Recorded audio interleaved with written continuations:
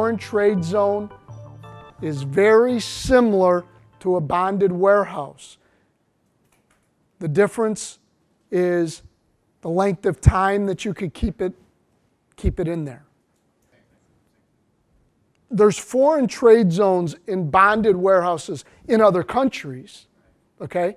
So if you're exporting, you might be sending to one of those locations. But you remember the example that we talked about? You asked the question earlier this morning about drawbacks, okay? I've got a customer that ships in microscopes for high schools. They put them in their science experimental kits. And we bring those microscopes over from China. And we ship them all throughout the United States and all through Canada. They bring those into a foreign trade zone because they stay there because the schools only order them at certain times of the year. So they bring them in, they don't pay duties on them until they leave the foreign trade zone and go to a U.S. school. Then they pay a duties and tax on it. When a Canadian school orders them, we ship them directly from the foreign trade zone to Canada, and the customer pays Canadian duties and taxes, never pays U.S. duties and taxes. Okay? So now bring that together with the question you asked earlier this morning. What's a duty drawback? Duty drawback is, well, foreign trade zone is an alternative to asking the government back for your money. Same example, two different scenarios. That's why you see like fulfillment houses a lot of times are foreign trade. That's correct. That's correct. Now, the other reason that you might want to go into a foreign trade zone is because you can manufacture in a foreign trade zone. So maybe your duties on raw material are a lot higher than the finished product. So they come in, you assemble, put them together. Now they're a different harmonized code when they leave the zone. Questions on that? It all has to do with cash flow.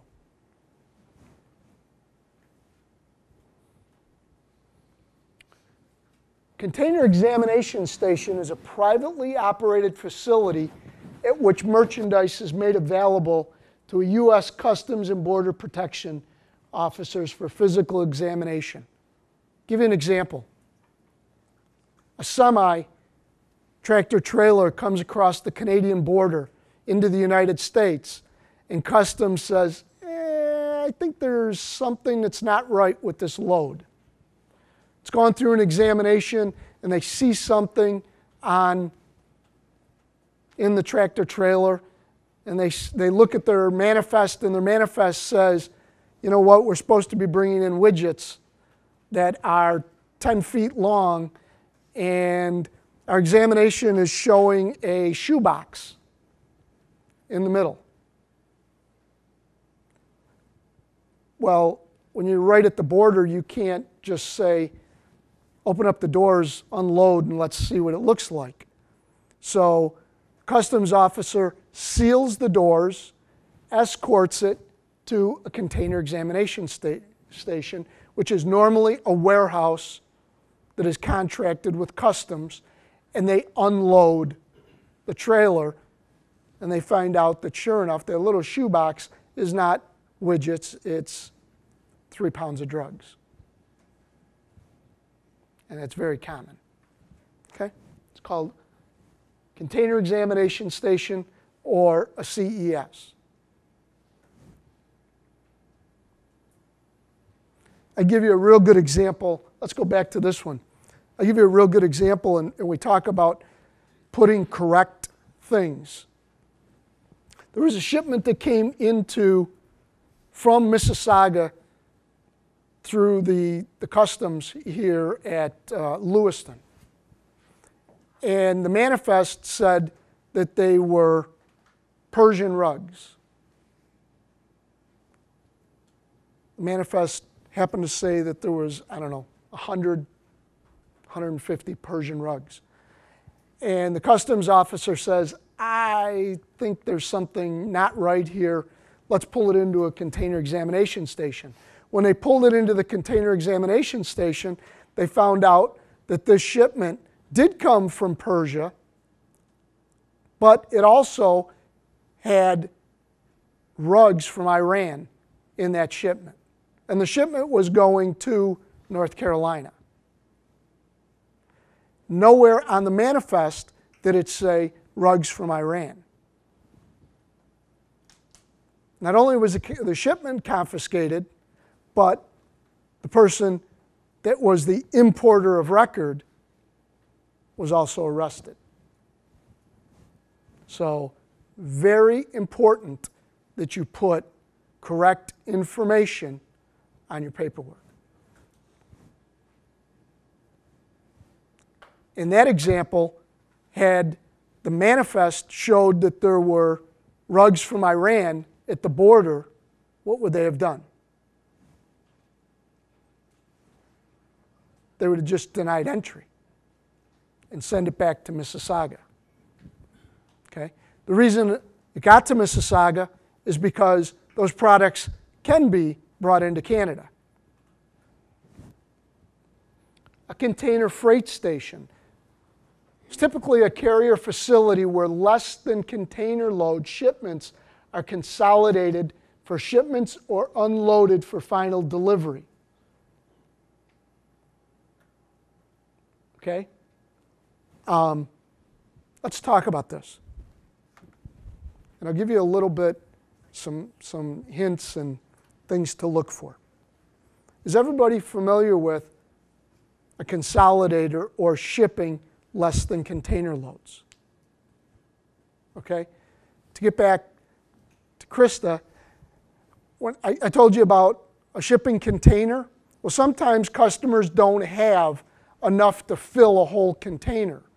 So they'll ship parts of a container, and consolidators take bits and pieces from this customer, from 3 or 4 different customers, and build their own container.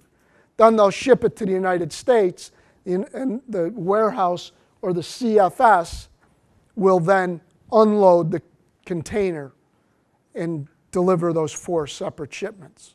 Okay? Container freight station. This is the typical question I get. I have 3 skids that are coming out of Germany. How much will it cost to get to Buffalo? I want to tell them, how much do you want me to charge you? How much do you want to pay? How much would you want to pay, Chris? As little as possible. Okay, how little? 0? You want it for free? Not that low. Not that low? How much? Doesn't matter. And the reason I say that is because consolidators do not make their money on the actual shipment. They can tell you anything they want. They could quote you $10 a skid. They could quote you $100 a skid. The next question you need to ask is, how much are my warehouse fees? Consolidators make their money at the warehouse. I know consolidators that ship product for free. They literally ship it for free. It's the warehouses that will make all the money, and that's where it'll cost you. So now you get your 3 skids, you put it in a consolidated box. That consolidated box gets to New Jersey. The warehouse unloads those 3 skids.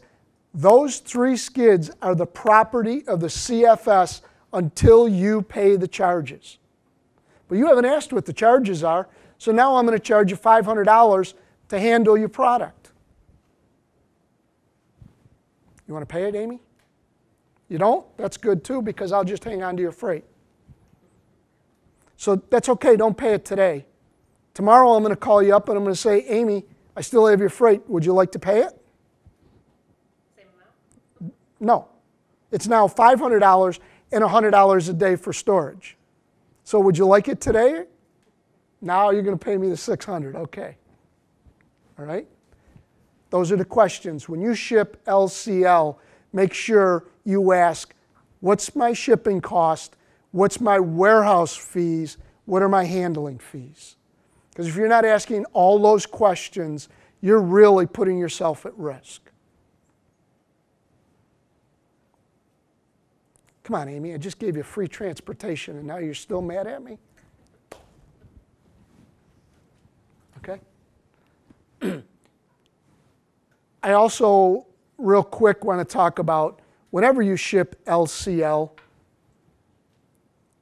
okay, again, depending on your product, all right, it's less secure because you're sharing a container with other companies. More chance to get pulled in by customs. And remember, I've got Mike's freight on board, I've got Amy's freight on board, and I got Russell's freight on board. I hope these three companies all are legit, because if Mike's not legit, Russell and Amy are going to wait till it gets cleared. Okay, so that's the risk you take too. All right? Whenever you ship anything, make sure that you use, again, if it's high value items, make sure you use black shrink wrap. Okay? So when you're shipping those MP3 players and it's all legit, make sure you don't put MP3 all on the outside of the box. Because you might as well just be shipping diamonds and say, please steal me. All right? Black shrink wrap, everything's shrink wrapped. All right? You know what? You're not going to stop the thieves. Just keep the honest people honest. That's all you're doing.